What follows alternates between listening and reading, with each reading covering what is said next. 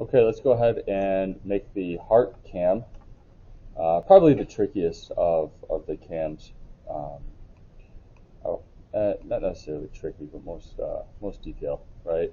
I'll say this. So let me go ahead and show the sketch of the completed heart cam. Might be a good idea to maybe just take a picture of this.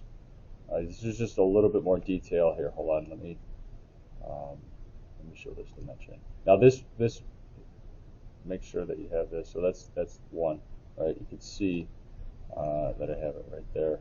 Okay. Um, so a quick screenshot or a picture of that. A little bit more detail than the one in the handout. Okay. All right. So let's go to File, New, English, Standard. Make sure you're Automata project. Create. Now my other class made an Automata project as well. So make sure that it's your Automata project. Okay. So you might have to specify which folder that one is in. Okay. All right. So first thing we have to do is go to Manage and set up our parameters, right? And numeric store whole. No, gotta be caps. And that's 3/16. And let's make our diameter. And let's see, default to 1. All right, so we're good there. Like the 3D model, with the 2D sketch, XY plane. Let's start off, we'll make our hole, okay guys? We have this set to diameter, all right? Hole, go. And let's see here. Let's make if you look, let's make this larger circle on the outside, okay? I'm not gonna mess with the pattern. I'll show you how you can do that. I'm not gonna mess with it too much though. So that's gonna be DIA, okay? And if you want to, so just to maybe have it stand out, you can mess with the pattern by formatting it, okay, and changing using these here. Okay, so it has several different patterns. Okay, I'm gonna leave it as is because then I'm kind of like going back and forth between different patterns in the essence of time. All right, so next, let's see. Let's make two circles. Okay, and each of these circles are going to be in kind of the upper left and the upper right quadrant within the big circle that we made, and it's going to be DIA divided by 4, and another one right here, DIA divided by 4. Okay, so we're going to do a couple things here. We're going to go ahead and dimension these first. So dimension from the origin to the center, and that's going to be, the distance is DIA divided by 5. Same thing, so I'm still in my dimension command, okay? Same thing to the other side, select your origin, and then the center here, DIA divided by 5, is that distance, right? And then I want to dimension my distance from the height of the origin to this circle, the one on the left will do, and that's going to be DIA divided by 8. Okay, and then what you can do is just use your horizontal constraint and just take this circle and horizontal constraint it to this one. Okay, so I picked on horizontal constraint, picked on the center, and then picked on the center. Okay, utilize your constraints, you guys. And let's see here. Oh, I screwed up. Let's see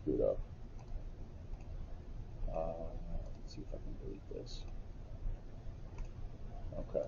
Delete your dimensions, the sizes. Okay. Delete the sizes, because what we're going to do is, let's see if this works. Go to tangent and we're going to disregard the size, and we're just going to make these circles tangent to this outside circle. Okay, so that works. Nice. Okay, good. The location is fine. Okay. I just deleted the size. Okay, so you select on it and right click, delete. Right click, hit OK. The original plans call for that d divided by 4, but it doesn't work out with this kind of template circle on the outside. All right. Let's see. I want to make a little curve down at the bottom here, and the way I'm going to do that is I'm going to make a line first, and I'm going to go straight down, and that's going to be, what you do is you say 9 times, so the multiplication, DIA divided by 20. That's the distance. Kind of crazy, but it works. Okay? 9 times, and that multiplication symbol is on your number pad on your keyboard. All right. Let's go ahead and make a circle. Now this time you're going to use radius. So start your circle at the end of that line, right click, and click on radius, and that is going to be DIA divided by 10. Let's see here. That didn't look right.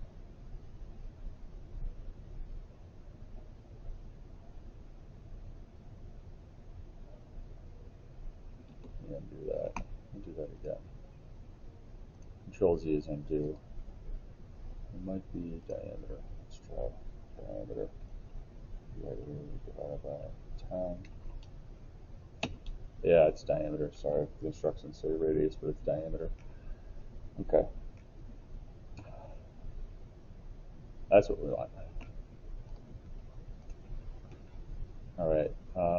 Let's go ahead. Let's make sure that this, it should be constrained, but I want to do a vertical constraint of this circle to my origin. Yeah, it's already constrained, so we're good there. Let's see here, right click, hit OK. So we're in good shape right now. Let's do another circle, and this one's going to be up top here. So you can just make a circle on the y-axis, and the size of this is DIA, in its diameter, DIA divided by 10. And let's go ahead and make this tangent. This circle is going to be tangent to this circle and this circle. Okay, so it's tangent. All right, so you can kind of see we're going to use this curve as the top. You see here, this roller radius they call it. Okay. Make 2 lines. One right here to here, and then one here, here. Let's make sure that those are tangent. So select tangent constraint, tangent here to here, tangent here to here. This should be tangent already. That's already tangent. Good. This needs to be tangent. Okay, now we can start trimming some stuff out. Let's go trim. Trim this out. Trim this out. Trim this out. Trim this out. Trim this out. You can leave this line in there. It's okay. It's not going to affect our extrusion. And I think we're in good shape. Finish sketch. Let's try to extrude this. Yep, right here. And then the extrusion distance is DIA divided by 8. And we're good. There's our heart. Right? We have the curves. Let's make sure it's the same as the one I got here. Yep.